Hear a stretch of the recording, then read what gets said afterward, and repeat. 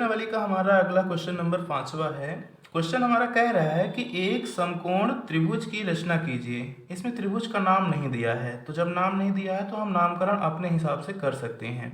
फिर बोल रहा है कि जिसका आधार 12 सेंटीमीटर और कर्ण तथा अन्य भुजा का योग 18 सेंटीमीटर है। अब हमें इस त्रिभुज की रचना करनी है। तो जैसे हम पहला क्वेश्चन किए थे सेम उसी प्रकार से आपका क्वेश्चन नंबर 5वां है। बस थोड़ा सा इसमें भुजाओं का माप जो है तो डिफरेंट टाइप से दिया है। चलिए हम इसकी रचना करना स्टार्ट करते हैं। सबसे पहले यहाँ दिया है जिसका आधार 12 सेंटीमीटर है, तो सबसे पहले हमारा आधार 12 सेंटीमीटर दिया है। तो 12 सेंटीमीटर की हम एक भुजा सबसे पहले स्केल की सहायता से ड्रॉ कर लेते हैं। तो चलिए हमारी हुई स्केल का ये हुआ प्रारंभिक सिरा से हमें 12 सेंटीमीटर तक ही जाना है, आगे बिल्कुल भी नहीं जाना है। इस तरह से हमारी स्केल बिल्कुल सीधी होनी चाहिए। ये हुआ हमारा प्रारंभिक सिरा, यहाँ से हम इसको खींचेंगे, ये चला गया 12 सेंटीमीटर। चलिए इसका नामकरण कर लेते हैं। हम स्वेच्छानुसार इसका नाम लिख लेते हैं। प्रारंभिक सिरे का नाम लिख दिए बी, अंतिम सिरे का नाम लिख दिए सी। अब इसके बाद आगे बोल रहा है कि तो हमारी देखिए ये भुजा बन गई BC। यहाँ पास नीचे हम लिख देते हैं ये हमारी भुजा BC है 12 सेंटीमीटर। अब देखिए इसमें कोण का माप कुछ इस प्रकार से दिया है, लिखा है समकोण त्रिभुज। तो आपको पहले से ही पता होगा कि समकोण त्रिभुज का मान 90 डिग्री होता है। तो B पर या B बिंदु को आधार मान करके कोण बनाने के लिए BC भुजा को आधार मानकर यहीं पास बिंदु B के शीर्ष पर ही हम 90 डिग्री का कोण बनाएंगे। यहाँ ये बिंदु आ रहा है 90 डिग्री का, यहाँ इसको अंकित कर लेंगे। अब इसके बाद एक सीधी रेखा हमें यहाँ खींच देनी है। तो थोड़ी सी रेखा हमारी ये जो रेखा नहीं, हम इसको किरण कहेंगे, क्योंकि इसका अंतिम सिरा हमें प्राप्त नहीं है। प्रारंभिक सिरा तो ये B से प्रारंभ हो रही है, लेकिन आखिरी सिरा नहीं प्राप्त है। तो आपको पता है कि किरण में हम सामने की ओर एरो का निशान इस प्रकार से लगा देते हैं। यहाँ हम बिंदु अंकित कर दे रहे हैं यक्स। ये हमारा कोण हो गया 90 डिग्री का। यहाँ 90 डिग्री का हम सिंबल इस प्रकार से बना देंगे। आपको पता होगा कि 90 डिग्री का सिंबल कुछ इस प्रकार से होता है। यह व्यक्त करेगा कि यहाँ पास का कोण 90 डिग्री है। अब इसके बाद बोल रहा है कि कर्ण तथा अन्य भुजाओं का योग 18 सेंटीमीटर है। तो कर्ण तथा अन्य भुजाओं का योग जब 18 सेंटीमीटर है तो ये भुजा हमारी थोड़ी सी बड़ी होनी चाहिए। तो चलिए हम इसको थोड़ा बड़ा कर लेंगे। लगभग आ तो जाना चाहिए इसमें 18 सेंटीमीटर। कोशिश करके देख लेते हैं। इसको हम थोड़ा आगे तक यहाँ तक बढ़ा लेते हैं ताकि 18 सेंटीमीटर का चाप हम अपने प्रकार में भर करके इसको काट सकें। लेकिन लगता है हो नहीं पाएगा इसमें, क्योंकि 18 सेंटीमीटर फैलेगा ही नहीं। तो जब ये नहीं फैलेगा तो हम माप करके ही इसमें 18 सेंटीमीटर ले लेते हैं। तो मापने पर हमें मिलता है कि 18 सेंटीमीटर, ये बिल्कुल आखिरी सिरे पर हमें यहाँ 18 सेंटीमीटर प्राप्त हो जाता है। यहाँ पास आ रहा है 18 सेंटीमीटर, तो यहीं पास हम एक छोटा सा चाप खींच देंगे। और जैसा कि हम अपने त्रिभुज का नाम ABC लिखना चाहते हैं, तो यहाँ पास हम ये बिंदु अंकित कर दे रहे हैं। चलिए इसको हम बना देते हैं D। ये हमारा बिंदु हो गया D। अब हम D से C को यहाँ मिला देंगे। तो ये हमारा बिंदु हो गया D, ये दूसरा बिंदु हो गया C।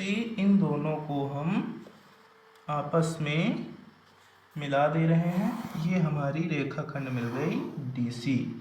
अब DC को हमें करना है समद्विभाजित। समद्विभाजित करने का मतलब दो समान भागों में बांटना। तो दो समान भागों में बांटने के लिए आधे से अधिक का हम इसमें लेंगे चाप। तो देखो ये सिरा हमारा कुछ ऐसे होना चाहिए, नहीं रुक रहा है तो ऐसे उंगली का थोड़ा सहारा दे देंगे ताकि आगे पीछे ना हो। एक को हम इधर ले लेते हैं कुछ इस प्रकार से, और दूसरा इस सिरे पर ले लेते हैं। अब हमारे इस रेखाखंड का दूसरा सिरा D है, तो हम अपने चाप को दूसरे सिरे D पर रखेंगे। यहाँ थोड़ा सा इसको प्रेस कर देंगे, थोड़ा इसको सहारा दे करके रखेंगे ताकि आगे पीछे हटे ना। ये यहाँ कट गया और ये जाके यहाँ कटता है। ये नहीं मिल रहा है तो हम इधर से काट करके पुनः से इसको मिला सकते हैं। ये यदि हम पुनः से मिलाएंगे तो यहाँ इस प्रकार से कट जाता है। अब हमें बड़े स्केल की आवश्यकता होगी यहाँ पास, तो हम बड़े स्केल की सहायता से इन दोनों प्रतिच्छेदन बिंदुओं को आपस में मिला देंगे। तो इस प्रकार से हम इनको डैश डैश लाइन से इन दोनों प्रतिच्छेदन बिंदुओं को यहाँ थोड़ा हम ज़्यादा गाढ़ा कर देंगे, थोड़ा डार्क कर देंगे, ताकि हमें समझ में आए कि ये जो हमारी एक प्रतिच्छेदन रेखा है, ये किरण BX को बिंदु A पर, इसी को हम बोलेंगे जहाँ पास ये रेखा यानी किरण BX को प्रतिच्छेद करेगी, वहीं पास हम अंकित कर लेते हैं बिंदु A। ये हो गया हमारा बिंदु A। अब यहाँ पास हमें A से C को मिला देना है। तो ये हमारा एक बिंदु हुआ A, दूसरा बिंदु हुआ C। इस प्रकार से हमने यहाँ AC को मिला दिया। इस प्रकार से हमारा ये एक अभीष्ट त्रिभुज कहना चाहें तो, यदि हम इसको और ज़्यादा इंडिकेट करना चाहें तो इसके लिए हम पेन की सहायता से इनमें दोबारा लाइन को राइट कर देंगे ताकि अच्छे से दिखाई दे। लेकिन ये स्पष्ट दिख रहा है, हमें ऐसी कोई भी आवश्यकता नहीं है। इस प्रकार से हमारा अभीष्ट त्रिभुज ABC प्राप्त हो जाता है। अब इसके बाद हम देखते हैं इसके रचना के चरण। तो रचना के चरणों को हम व्यक्त करते हैं, जैसे जैसे हमने किया है उसी प्रकार से रचना के चरण लिख देना है। रचना के, इसको हम पद या चरण दोनों कह सकते हैं। तो चलिए हम यहाँ लिख दिए हैं रचना के पद। पहले नंबर पे हम लिखेंगे सर्वप्रथम, जैसा कि हमने BC लिया था, तो सर्वप्रथम BC बराबर 12 सेंटीमीटर का एक रेखाखंड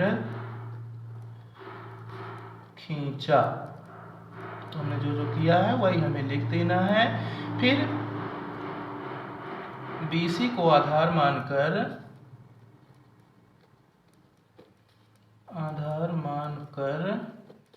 बिंदु B पर 90 डिग्री का कोण बनाते हुए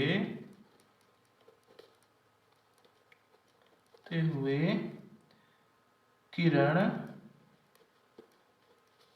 BX खींचा। फिर तीसरे नंबर पे यहाँ पास दिया है कर्ण व अन्य भुजा का योग 18 था, तो BX किरण पर 18 सेंटीमीटर की दूरी पर बिंदु D अंकित किया। बिंदु D अंकित किया। चौथे नंबर पे हमने किया है DC को मिलाया है, तो लिख देंगे DC को मिलाया। इसके बाद अगले नंबर पे लिखेंगे DC को समद्विभाजित किया।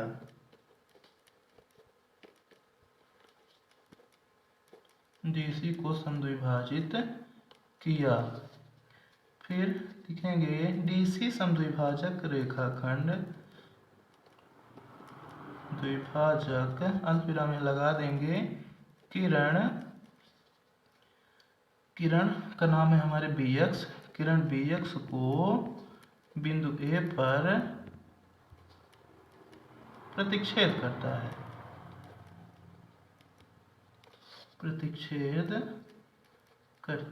है, तो आपने देखा कि हमने A से C को मिलाया था, तो 7वें नंबर पे लिखेंगे AC को मिलाया। इस प्रकार हमारा अभीष्ट त्रिभुज ABC समकोण त्रिभुज प्राप्त हुआ। समकोण त्रिभुज प्राप्त हुआ। तो इस प्रकार से हम अपने क्वेश्चन नंबर 5वें को हल कर सकते हैं। ये हमारी हो गई रचना और ये हो गए रचना के पद।